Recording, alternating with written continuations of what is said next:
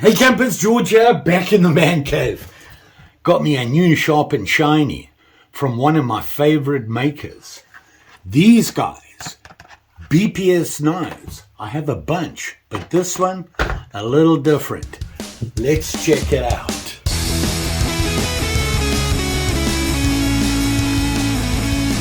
So this guy here, BPS Knives, you know, they're out of the Ukraine. I have been collecting their knives for a long time. I have a bunch. 1, 2, 3, 4, 5, 6, 7. I have about 10 of them. 11 now. This guy is a little different. I'm used to their regular knives. I love their sheaths are magnificent. They really make nice sheaths. And their knives are great. The steel is great. They come sharp. Very nice knives. Well worth the money. They are well priced for what you get. I'd have to say the sheaths are worth what you're paying for them. But this guy, BPS Knives, like I said, from the Ukraine, this one is called the Techno B. Now, it's been out for a while. I'd never seen it before, and I just came across it, and I thought, that's interesting. It's actually a neck knife, and in the box here, they have very plain boxes. They work, and their blades always come with the cover like this. It has a sheath. You get a sticker, the knife. Now, this should be interesting. Wow. Okay. There it is there. Kind of looks like a knife blank, but you can see it there. Now, I typically have all their carbon bladed knives. I think I have one that might be stainless steel, and this is the other one. This is stainless. You can see it's kind of, you know, one of them very plain survival type knives, and it has this stuff on it, which looks like beehive markings where the name Techno has this huge cutout, and the handle with a lanyard hole in it. The blade itself, that grind, obviously Scandi. And yeah, their stuff comes sharp, and they're always shiny. Look at that. Very nice. It's got some thickness to it. The steel, they say, is 5CR14 MOV. So that's a stainless, which is kind of nice. Here's the sheath, and it's pretty obvious this is a neck knife. This sheath, look how thick that leather is on this sheath. And I suspect they do put an insert in there to protect the sewing stuff. It has this lanyard on it. Almost looks like a bootlace, actually, if you look. It's got those little things on the end, and it's kind of shiny. It's got some sort of coating on it, and it's just a plain, as you can see, slip, I think is the right word. And the knife slides right in there like that. You put it around your neck. I am not much of a neck knife guy. I know Lee from The Usual Suspects. He always has a neck knife. It's something that, you know, I didn't really think about. Their sheath work is really nice. I like their sheaths. So that's basically it. It's not that big. You know, the blade is fairly short. I mean, it is a neck knife. You don't want something big. And if you look at it, when you grab it, you got that huge dip in there. See that? Which fits your finger right there. The chances of slipping on that are a lot less with that dip. Still, there's nothing to protect you from sliding. Not a big knife, but it's got some width to it. Interestingly enough, it kind of feels like it's got a good 90 on there, so you could probably do a ferro rod with it. Little Techno B flying there. You see that? That logo? Pretty cool. It also says BPS Knives made in the Ukraine, right on the top there, right behind that lanyard hole. So very nice. The only issue I have with this type of knife, where it doesn't have a handle, you just basically have a blade and the tang. The knives are fine. The blades are always good. I just find this a little uncomfortable. There's a lot of like sharpiness. I feel I always have to have a handle. But that's just me. What do I know? So the Techno B, how long is it? Overall, total length, I'm going to say exactly 6 3/4 inches. That's from the tip to the butt. And the blade is 2.5. From this giant choil, which is not a choil, it's a finger dip. From the whole working edge is 2.5 inches. And like I said, it has that Scandi grind. It's very nice. It's well made. I got to put some sort of handle on it. And initially I thought a wood handle. But I'm thinking that this is basically a survival knife. So I'm thinking a paracord handle. We've got to make it a little different. It can't just be a wrap. Well, it'll have to be a wrap, obviously. And obviously you don't want it to interfere with the sheath. So, you know, how deep does it go in? It goes pretty far in. You see there? It goes all the way to there. Kind of deep. So the handle, you're only going to have this curved area to work with for the handle. I'm trying to think how to do that handle. I want to test it though. These guys, their knives come sharp. Got to be some paracord. Oh yeah. Yeah, they know how to sharpen a knife, that's for sure. Got me my little mini hammer here that I'm slowly making it into a little wood handle for light duty bushcraft chores, like making a fire, using it to split wood with a lighter knife. You don't want a heavy handle. Look at the way this is just going in there. Look at that. Just slices through it. Look. No problem. This will make a nice feather stick.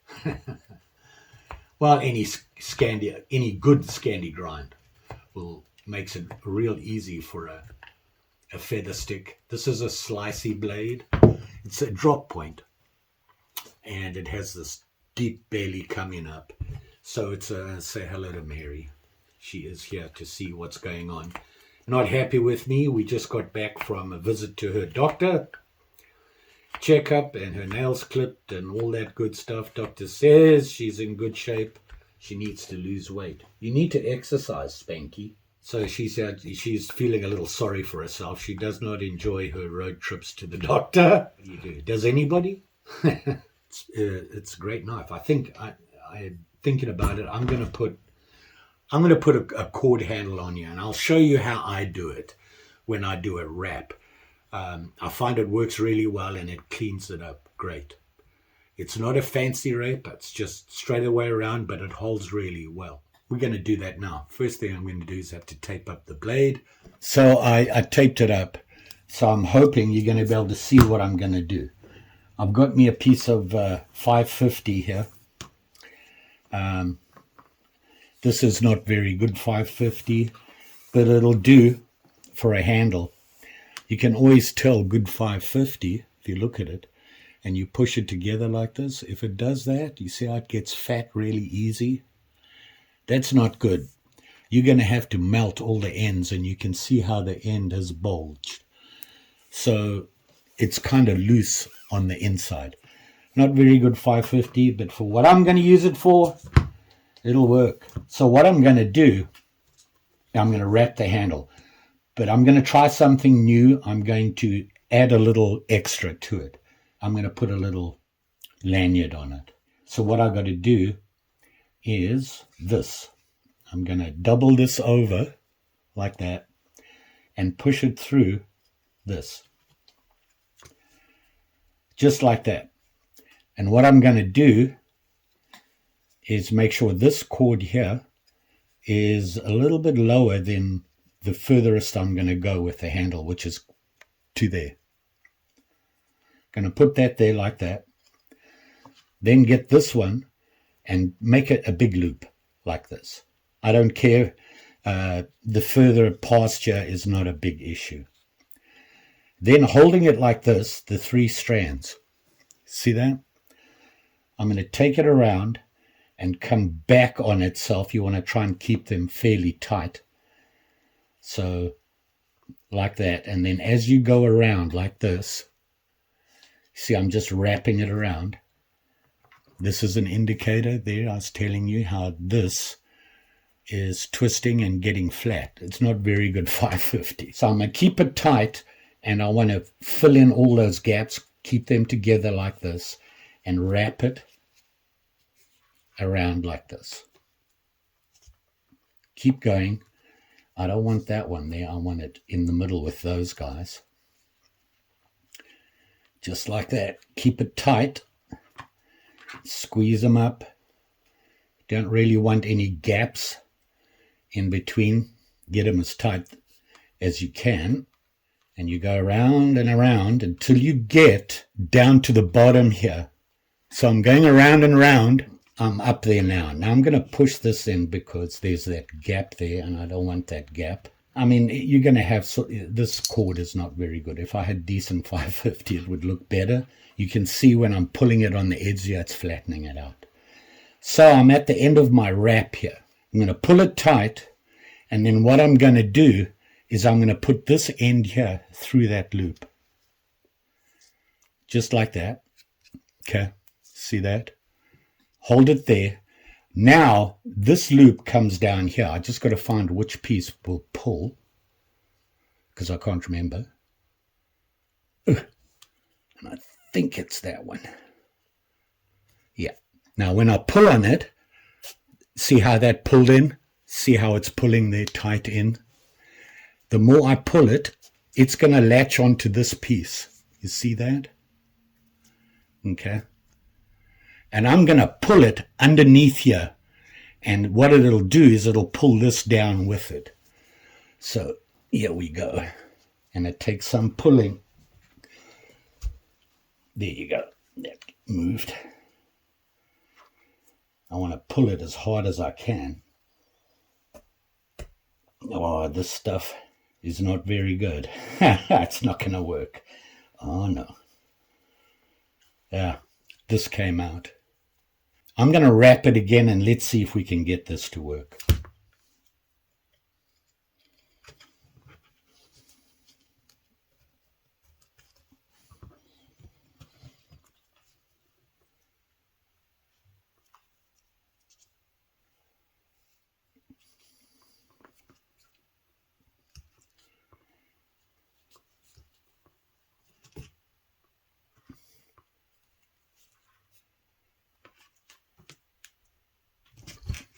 No, Mary. That's why I got to tape my blades, because she will suddenly do something like that. And if my blade's not taped, I'm worried she'll catch herself on it. So I'm getting to the end here. And now I'm going to put it through that loop. I should have changed my... Now I'm going to give it a pull on this side without pulling this one out. There we go.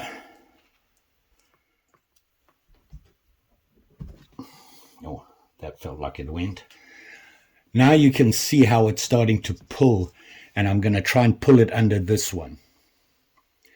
It does take a good tug though. See that? See how it's tucked underneath there? Now, I'm going to cut this and clean it off. Ganzo. These are normally pretty sharp. Oh yeah, Ganzo forever. Need a lighter. And I'm just going to burn this end here, stop it from fraying or coming apart. Just melt it together like that. And let's give it another tug and see if we can pull it down a little further. I got to get a good grip on it though. Ooh. Yeah, that's as far as I can go, which means this is on here pretty good. So there you have it. Just a little 550 cord sheath, and now it's a little bit more comfortable in my hand. I'll probably be able to use it for a longer period before it starts to dig into me. And if I should need it, I have some cordage. I used 550 on this, and I'm not sure if any of you have ever used bank line. This stuff. Hear it? See it there? This is a great cordage to carry with you. You see how small it is? It is extremely strong. The nice thing about this is that you can wrap a bunch of this on a stick or something and put it in your possibles pouch, your pack, your backup, whatever, and you can have, 100 feet of cordage that you can use to make a shelter or whatever you need it for. It's really great stuff. So many people have been taken up with just 550. It's big, it's bulky, and you can do that same wrap that I just did with this. Just think how much you're going to have on there. You can get a lot more of this on here. The problem is it's really thin, and it won't give you the comfort you're looking for a lot of work with one of these. Keep that in mind. Bank line. Gunzo. This works pretty well. I use it on my walking sticks. I make a handle on the walking stick or on the hiking staff and wrap it the same way. It gives same thing. It gives you 550. See it right there, the orange all over them. I use orange because I'm as blind as a bat, and if I drop something, I want to be able to find it real easy. We now have a survival knife. I want to check to see if that'll strike a ferro rod. There we are there. Let's see if it fits in the sheath. I suspect this is going to come up against the sheath. Yeah, just like that. It's not a problem. It'll fit in there. And in fact, it just pushed the sheath open a little bit. Gave it a bit of, which is probably a good thing because it's widened that gap. And it makes it easier to get it in. When I first took this out, it was flat and tight together. So opening up that mouth a little bit makes it easy because it's easy to miss. So especially when you have it around your neck. This lanyard, drop the knife. It's not going to fall on your foot. Surprised that worked, actually.